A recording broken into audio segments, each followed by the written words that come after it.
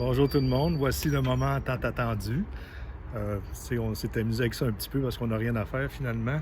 Ça fait qu'avant tout, je voudrais féliciter, il y en a qui l'avaient trouvé, donc je voudrais féliciter Marielle Perron et José Laplante qui ont tombé pile. Il y a aussi Manon Fleury, Jocelyne Thompson et Mathieu Roger qui, eux autres aussi, étaient quand même assez proches. Ça fait que je vous présente la chose puis je vous explique pourquoi je suis allé virer en Ontario. Fait que là, je vais virer ma caméra. Si je suis capable de la virer.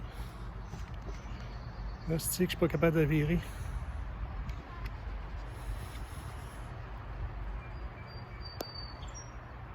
Bizarre. On va y aller comme ça. On va voir ce que ça donne. Parce que je pourrais pas voir qu'est-ce que je vous montre finalement. Je tourne ça tranquillement.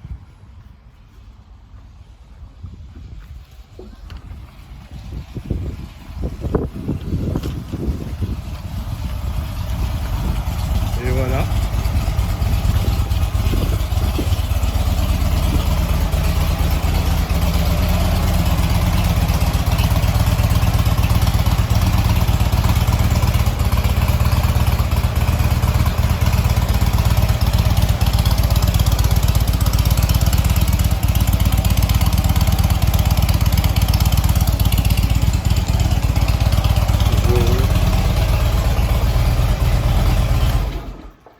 Et voilà.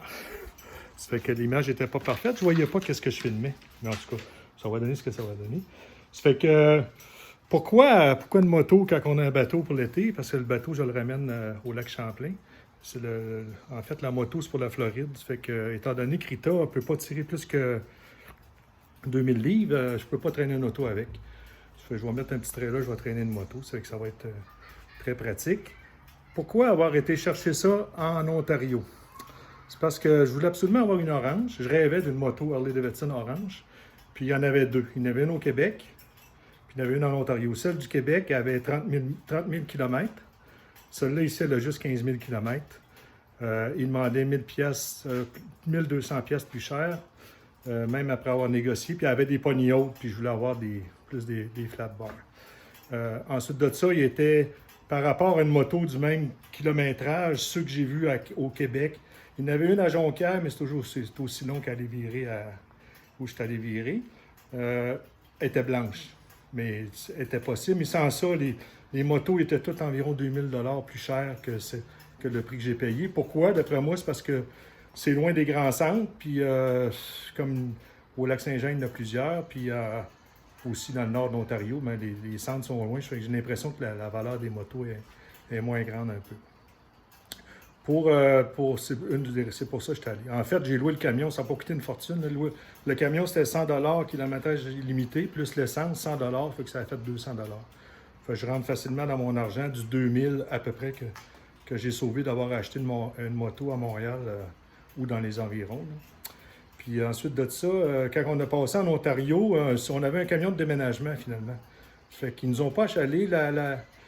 La frontière était vérifiée seulement quand on rentre au Québec. C'est bizarre, là. Les Ontariens, ils nous empêchent pas d'y aller, mais les Québécois empêchent les Ontariens de venir. Je pense que ça devrait être l'inverse, finalement. Là. Parce que, mettons qu'il y en a plus ici que là-bas. Ça fait que, grosso modo, c'est ça.